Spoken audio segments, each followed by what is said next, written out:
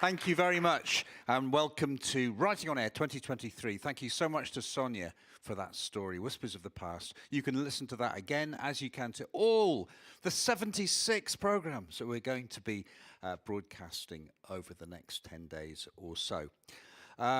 Just to say, tonight, unfortunately, Rick Neal cannot play live. He's got a chest infection. He's lost his voice. His voice has gone missing.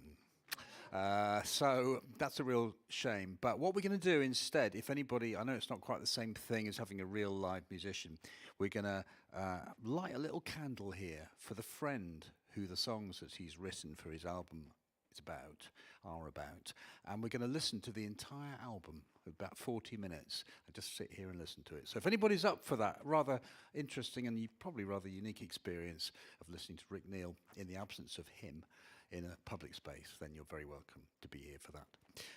But I'm really looking forward now to hearing a story from Vickie. Vickie Orton has been coming to us to Chapel FM, and before that to Boggart Hill, where we used to be before, probably 10 or 15 years. I mean, it's ever since I've been around, and she's a fantastic storyteller. I'm really looking forward to hearing her story. So Vickie Orton.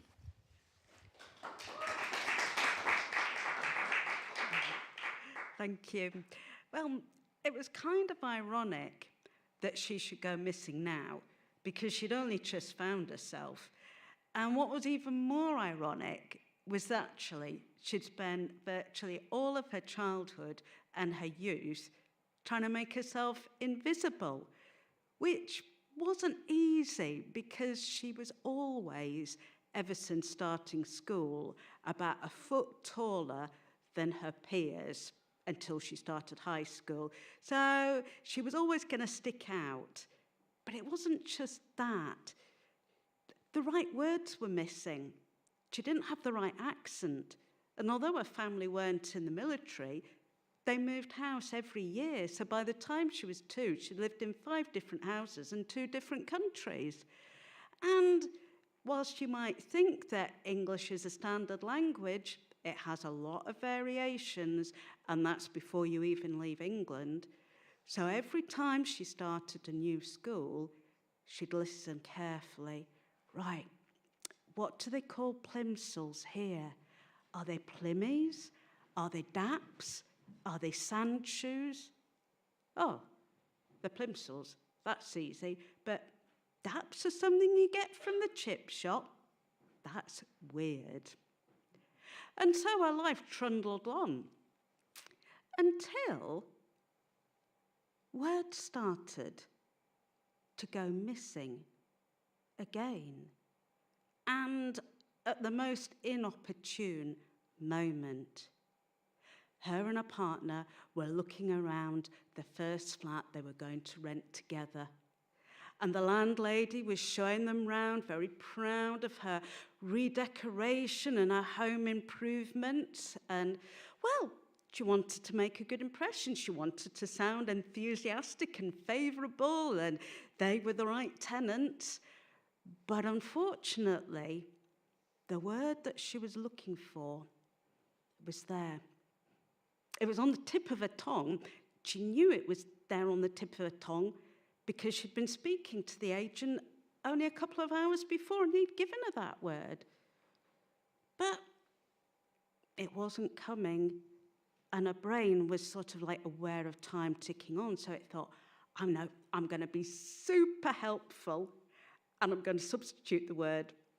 A bit like trying to fit the missing jigsaw piece in.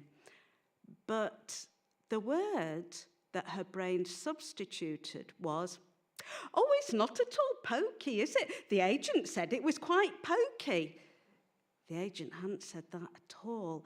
And rather than the missing jigsaw piece, it was a bit like when you bite all the pieces off the jigsaw piece to make it slot in, and it doesn't. And the words the agent had actually used were small, compact, bijou. All of those words would have been appropriate, not pokey. And the look on the landlady's face showed that she didn't think pokey was a suitable word either. But anyway, she didn't think much more of it. It was just tiredness, just one of those things. And time passed on until one bright sunny day, she was outside, she was stripping back some furniture, when her brain suddenly said to her, "You're ill. You're seriously ill." And she thought, that's a bit weird. I don't feel ill. I don't look ill. And she wasn't a hypochondriac, and she wasn't a person given to melodrama. But in her brain, a poster suddenly flashed in front of her eyes. And it was a poster that she'd seen years ago. She'd been cycling to the station, and it was a huge billboard poster. I mean, there were always billboard posters over there, but why this one stuck in her head, she didn't know. But it was a black and white picture of a woman bent over. The woman was naked, but, you couldn't actually see anything because it was a tasteful black and white picture. But where her spine should have been, it was designed to look as though the paper had been ripped away and her spine was missing. And the image had always stayed with her, and it came to her forefront when her brain said, "You're ill." But sometimes our brains do funny things, and she just didn't think much more about it until this time it wasn't just words that went missing. It was names. It was the names of people she knew. People she knew really well. And it's so embarrassing to forget the names of people you know well. And it's really embarrassing when you have to take a message at work. And she answered the phone one day, and the person was chattering away. And she thought, I can't remember her name. Is it Edith? Is it Enid? Is it Ethel? I'm sure it begins with an E. Maybe it begins with an M. Is it Mary? Is it Margaret? But either way, she had to pass the message on. And so all she could think of to say was, "Oh, Mablethorpe branch rang," which was a bit cringy because she'd socialised with this person from Mablethorpe branch. And she began to think, maybe there is something wrong. And what she didn't know, but her brain did know, was that there was a very tiny, tiny little piece of her brain missing. So tiny, it was the size of a pinprick. It was as though her brain was a pincushion and somebody had stuck the pin in and taken it out. And the hole was the size, as though the pin had been placed in and pulled out.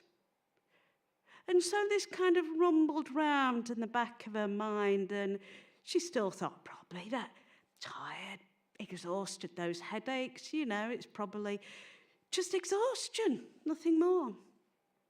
Until she moved house again. And this time her partner did all of the negotiating for the flat because they couldn't afford to risk losing this flat. And she registered with a new GP, and she took up the free MOT health check, let's just make sure you're not too expensive and on any medication we can't afford type health check. And she thought, well, I'm young, I'm fit, I cycle, I run, I climb mountains, there's nothing wrong with me. And sure enough, they couldn't find anything wrong with her. They gave her a tetanus injection, which seemed to hurt a bit more than normal, but she thought, maybe I'm getting a bit soft in my old age. And she thought nothing of it until the next day. The next day, the right side of her body had gone missing. It was almost as though the left and the right side of her body had had a huge argument, and the left side of her body was firm and strong and solid. But the right side of her body, it kind of felt, if you could see a drawing, it would be like shimmering and grey and slightly vague. And it was kind of like a few steps behind the left side of her body. But because she was a workaholic, she thought, right, that's it, I'm going to go to work. But when she got to work, well, her right side of her body just didn't seem to want to play at all. It kind of wouldn't hold anything. Her arm hurt. And eventually she decided that she would give in and go home. But when she was driving home, her eyes started to go missing. Everything started to go blurry. And it was a bit like, you know, when you're at the opticians and they say, which is brighter, the red or the green? And that was what the traffic lights looked like. Fortunately, she could still see red and green.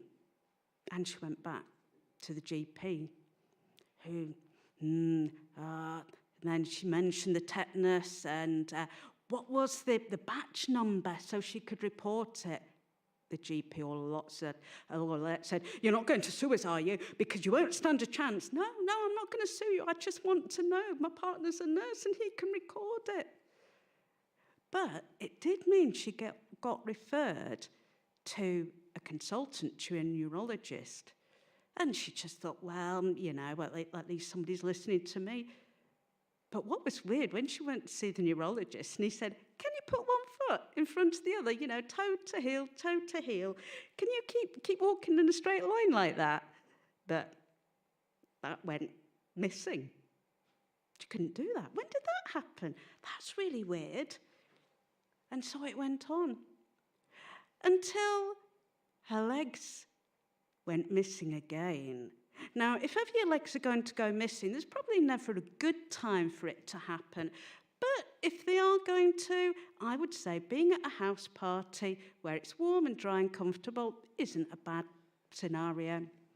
And she found herself sat on the floor because her legs had gone missing. In fact, she could feel her legs. Her legs were trailing over to the far corner of the room. Now, she'd always been one for a dance and a bit of a boogie and a bit of a bop. And her legs were probably completely fed up. And so her legs were probably over there in the corner looking for a better body to have a boogie and a bop with. And people just walked past her and said, she's just drunk.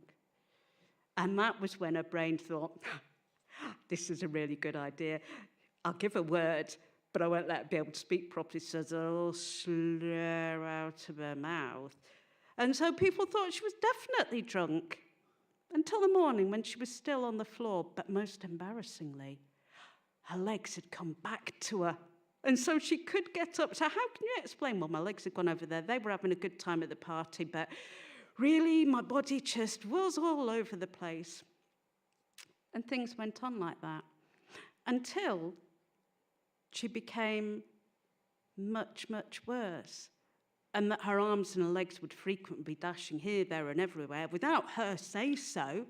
In fact, her arm had this really good trick, her right arm, and it would be all limp, and she'd have to hold it in a sling because she looked, to all intents and purposes, absolutely fine, the same as she always had done. Nobody knew that her arm was missing and it was off doing its own thing. But what her arm really liked to do was if there was a loud noise, it would come into action. So her colleagues at work would wait. And if the boss needed a volunteer, somebody would arrange for the phone to ring and her arm would shoot up in the air and say, oh, yes, well done. Thank you very much for volunteering to write that 9-page report for 4 o'clock today, please. That's good. And the other thing that it liked to do was spoil her fun, her right arm. It was her birthday, she got hot chocolate. Oh, you know when they say this is lovely, deep, velvety hot chocolate, and it came in a special mug with marshmallows, and she made it all up, and she was looking forward to it, and the phone rang, and her arm shot up in the air, and the hot chocolate went missing. Well, it didn't go missing, it went all over her. Obviously, this thing didn't like birthdays very much. But let's say things slowly started to get worse, and she became very ill, and she was given some steroids. Now, the thing was, and she didn't dare say this to anybody, certainly not a medical person, was that her head had now gone missing. It hadn't gone missing, but it decided it was going to change shape. Her head felt like it was a fish head, you know, like some kind of Salvador Dali drawing. and her body felt like it was a little weeny cardboard box, and her arms had turned into Tyrannosaurus arms, little waggly things. And her legs were doing their usual, oh, let's just traipse away across the side of the room. It was a bit like that song, fish head, cardboard body, cardboard box. And it did mean, though, that she had to see the doctor again. And he upped the steroids, which was very, very peculiar. And because it was going to be her birthday, she went on holiday. And her legs hurt so much. And she was hungry all the time, because if you have steroids, then you just cannot fill yourself. So she had a tin of biscuits by the side of her. And she spent all night trying to click her legs back into place. That was a no-go.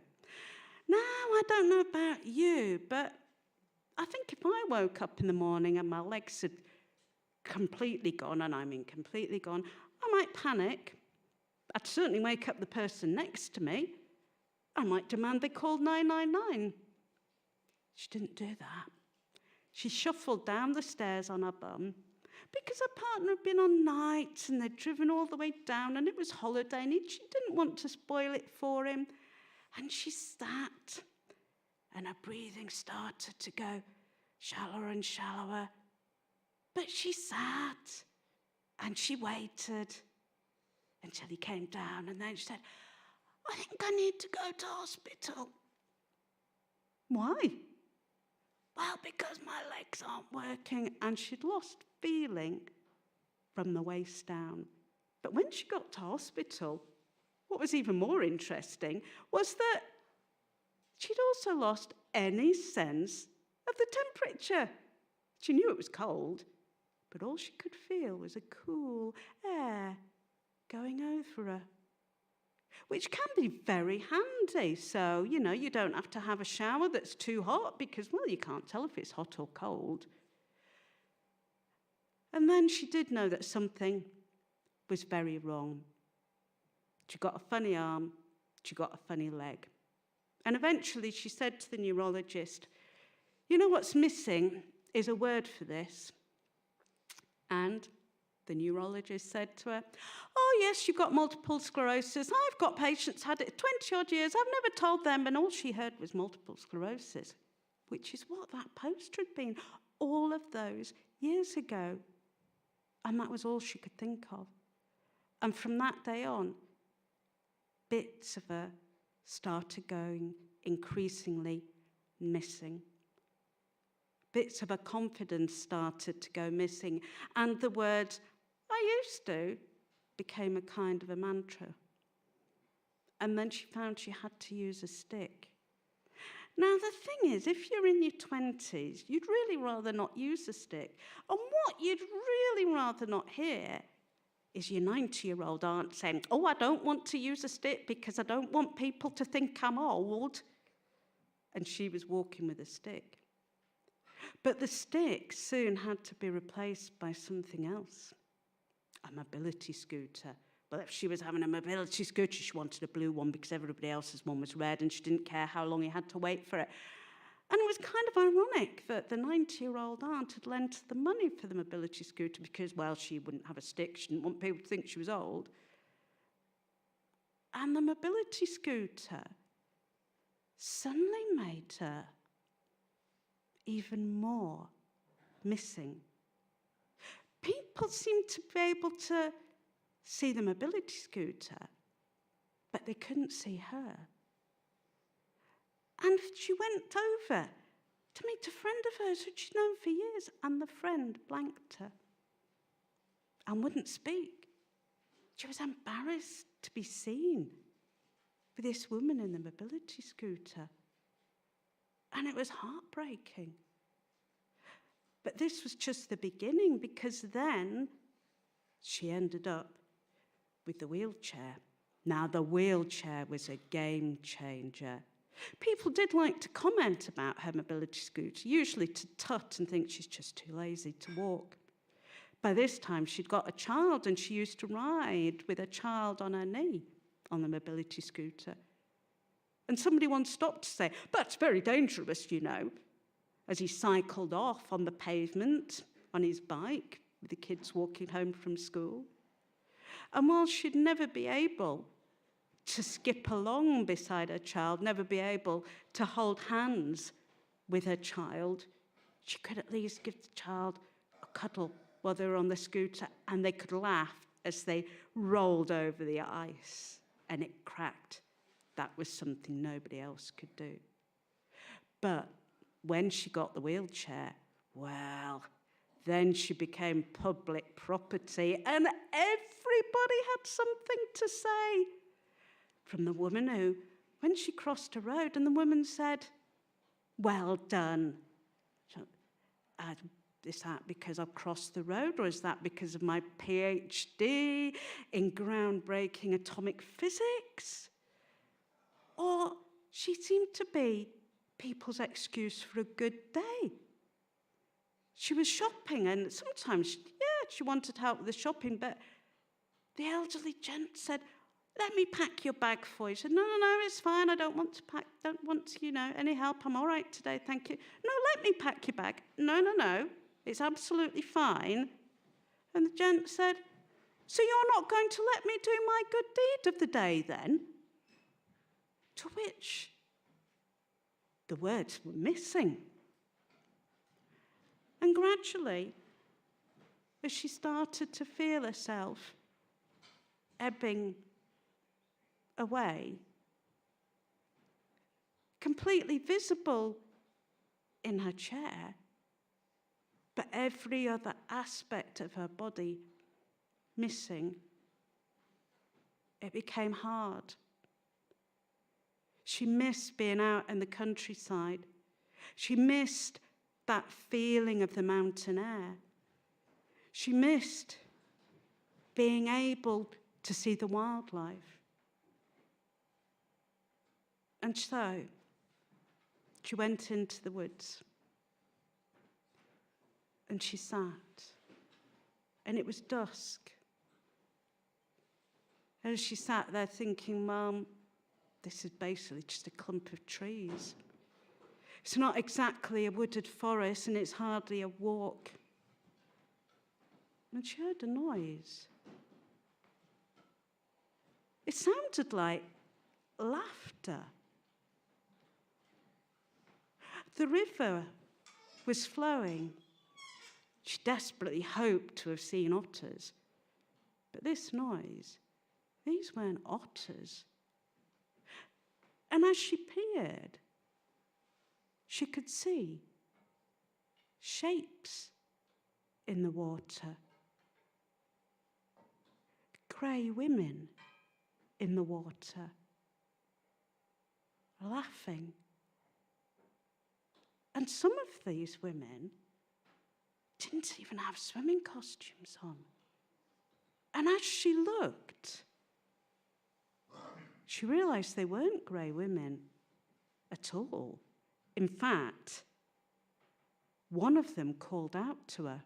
One of them had seen her, not her wheelchair, they had seen her. And they asked her to come into the water. Well, she'd done many things to try and prove that she was here. I mean, she'd done parachute jumps, she'd done zip wires. She knew deep down that she was here. But now somebody else was asking her to prove that she wasn't missing. Her unreliable brain said, "Well, it's now or never. What have you got to lose?" And these grey women, they helped her into the water. And as soon as she was in there, she couldn't explain it. Suddenly the tension went missing, the anxiety went missing. And she looked up. She wasn't in a wheelchair. She was surrounded by nature. An owl flew overhead as though to say, "This is where you belong. You're not missing." And sure enough, at that moment, She felt whole inside. To others, she may be missing, but that was those that couldn't see and didn't see. And those grey women, a lot of them were missing. If you went past them at the bus stop, you wouldn't see them, you wouldn't think about them. But they were full of colour, and their colour infected her, and she found a strength, and she no longer submitted to being missing. Instead of apologising, she got angry, and her mantra became, still here, I am not missing, I am whole.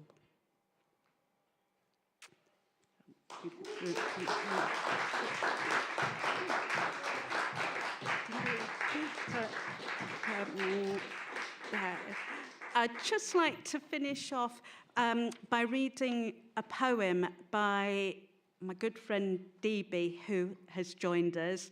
DB is also a wheelchair user, but more importantly, he's a disability rights activist, he's a poet, he's an author, he's a musician, he's an actor. And so this is DB's poem called Myself and I. He, I, does not know whether this is right or wrong. He feels proud on the inside for at least 10 minutes per day. But on the outside, maybe all you see is a wheelchair. Or maybe you see him as stupid, unable to do a thing. But, and I assure you of this, he is a person. He is able. He just requires help. He can do many things. He also has a good mind.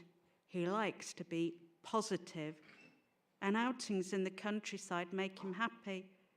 It's all about him. It's all about me. That is it.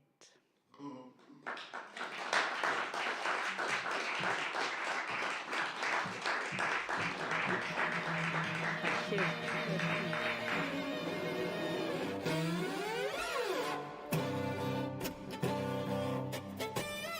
My name is